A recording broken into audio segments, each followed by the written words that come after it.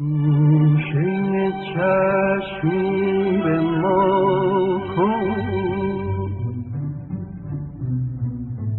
درد اسیران دوا کن، شمع سحرگرد چون فشان است، قطره اشکی یاد ما کن.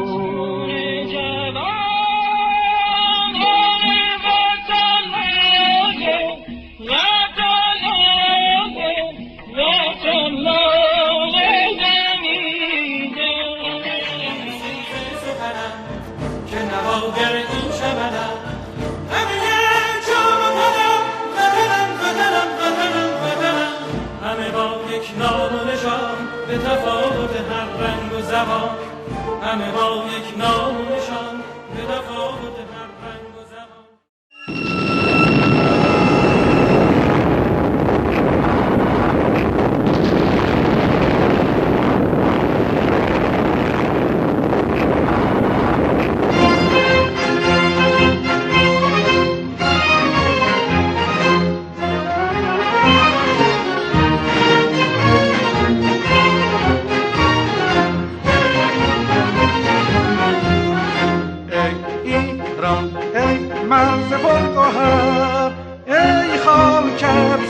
چشمه هنر دور از تو اندیشه بدان، پاینده مانی تو جاودان.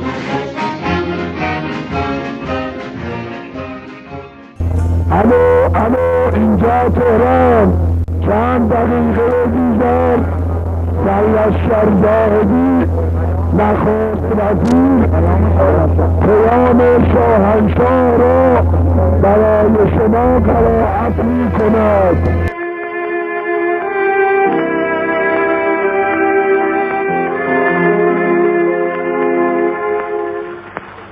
شرخ از آن گلشن آشنایی، بازم آتش به جان زد جدایی. ملت ایران رو باید ما ازش تشکر کنیم، در عین حالی که این همه ظلم می‌بیند ایستادگی می‌کند و این ایستادگی به نتیجه خواهد رسید.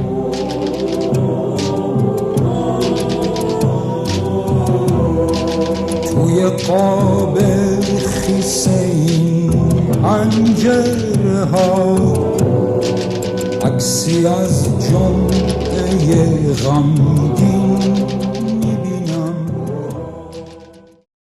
خداوند که قادر مطلقه و حکیم و عالم و گرداننده مالک همه جاست، تغییری در وضع یک ملتی یا یک قومی نمیده مگر اینکه اونا خودشون تغییر بدن.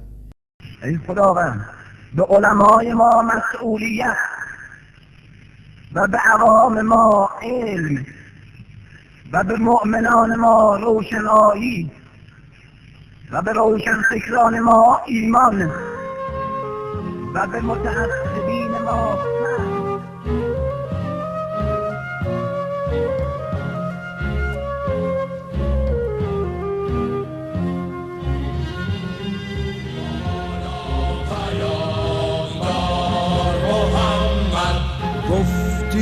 که یک دیار هرگز به ظلم و جور نمیماند بر پا و استوار.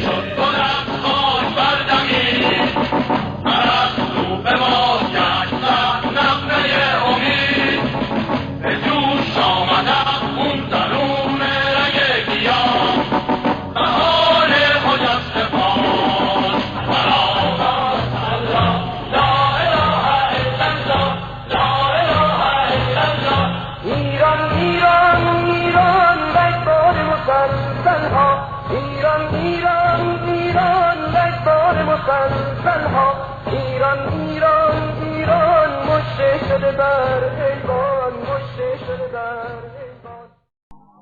یه مردمی که از اول گفتن ما به جمهوری اسلامی رأی نمیدهیم، یعنی خودشون رو عملاً از 98% مسلمان ها و مردم ایران جدا کرد. یهودی رأی داد، زرتشتی رأی داد، مسیحی رأی داد، سابعی رأی داد، ولی یه عده گفتن ما رأی نمیدیم. خب رأی نمیدی پس چی میخواد؟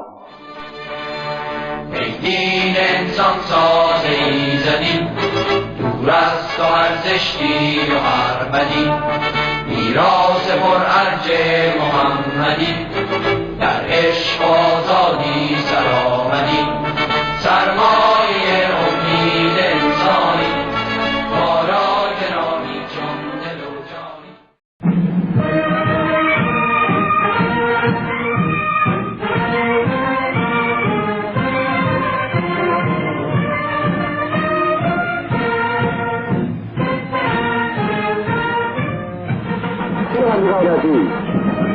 توجه فرمایید، شنوندگان عزیز، توجه فرمایید. خونین شهر خون آزاد شد. مدینه بودی ببینی شهر آزادی گشت، خون یارانم خورد مرگ گشت. رفتند و از این خانه، رفتند و از این خانه، هم سوخت شمع ما، هم سوخت شمع ما، هم سوخت پروانه، هم سوخت پروانه. بسم الله الرحمن الرحیم. انا لله و انا الیه راجعون. روح بلند پیشوای مسلمانان و رهبر آزادگان جهان حضرت امام خمینی به ملکوت اعلی پیوست. ببارد دیگ دامن دامن عشق، چه غمزد آتشم در خرمن عشق، که بر این آتشم آبی فشاند، چو خشکیدی تو در چشم من عشق.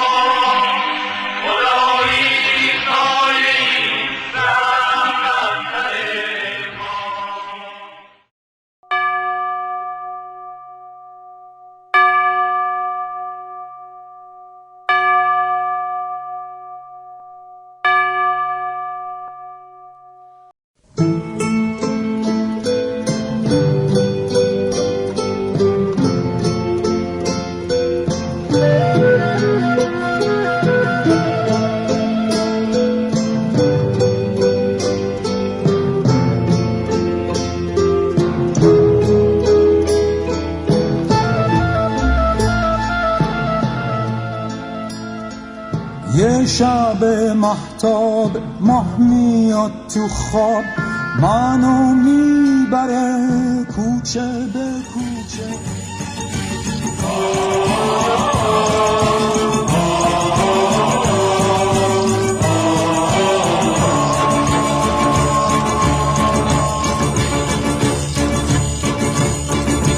راه دبستانی من با من و همراه منی، چوب الف بر سر ما، بغض من و آه منی، حک شده اسم من و تو رو تن این تخت سیاه، ترکه بیداد و ستم مونده هنوز رو تن ما. و حالا آمدن با تکیه بر همان عهد پیشین. در دست گلی دارم این بار که می آیم، آن را به تو بسپارم این بار که می آیم. در دست گلی دارم باشم کان را به تو بسپارم این بار که میآیم. خیانت به ذهنیت مردم میرسه. ممکنه احساساتی وجود داشته باشه، یه عده‌ای بنده رو بپسندن، یه عده‌ای کسای دیگری رو بپسندن، اما وقتی این موج فرو می نشست آیا ذهنیت جامعه نبود که کسانی که ما به صداقتشون، به اخلاقشون ایمان داشتیم، علاقه داشتیم، دلبسته بودیم، اینا هم وقتی صحبت دعوا سر قدرت شد اومدن در مقابل همدیگه قرار گرفتن. کاری که آقای خاتمی الان کرد به نظر من یه کار تاریخیه، یعنی همونجور که توی همایش هم مطرح شد به نظر من مدت‌ها میشه در موردش صحبت کرد به عنوان اخلاق سیاسی که توی ایران کمتر می‌بینیم. و بنده به هیچ وجه اجازه نخواهم داد که حتی شائبه این پیدا شود که برای رسیدن به قدرت اخلاق رو زیر پا می‌گذاریم. همونجور که خودشون گفتن برای اتحاد بیشتر کناره گیری کردن. حالا انشاءالله که این اتحاد به وجود بیاد. میدونید که آقای مهندس موسوی از چهره‌های فعال روشنفکری قبل از انقلاب روشنفکران پایبند به دین و آیین بودن. یعنی بنده اگر بخوام آقای مهندس موسوی رو در این مقولاتی که هست بگنجونم، باید بگم یه روشنفکری است که واقعا هم دیندار هست و من واقعا جناب آقای مهندس موسوی رو یک اصلاح طلب متدینی میدانم که به اصول هم معتقد است. منتها بعضی ها میخوان این اصولگرایی رو مصادره به مطلوب بکنن، چون در جامعه ما به غلط یا درست یک تقسیم بندی شده است که یک جناح اصولگراست، یک جناح اصلاح طلب است و وقتی یک کسی میگه من اصول رو قبول دارم او رو در یک جناح خاص میبینن، در حالی که بنده هم به صراحت میگم بنده اصول رو قبول دارم. او کسی است که در دوران سختی که نفت $7 و دلار 7 تومانی بود مملکت رو به خوبی اداره کرد، اونم در حالی که جنگ داشتیم. در عین حال در همون حال من به عنوان وزیر ایشون میدونم که دغدغه حقوق شهروندی، حقوق مردم، حرمت مردم رو داشتن و از اون دفاع میکردن.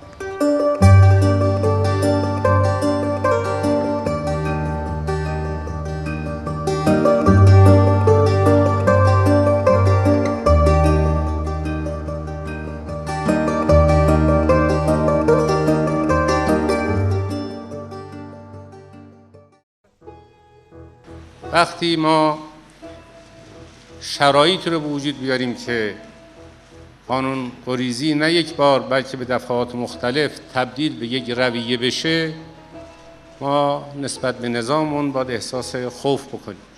از 7-8 ماه پیش که بحث ریاست جمهوری مطرح شد و از بنده سوال میشد که آیا شرکت میکنم در انتخابات یا نه، برخلاف دفعات قبل جواب نه ندادم. این بود که احساس کردم خود این قواعد و قوانین در حال به هم خوردن هست. ایران ای سرای امید بر بامت سپید دمید بنگر کزین مه پرخون خورشیدی خجسته رسید.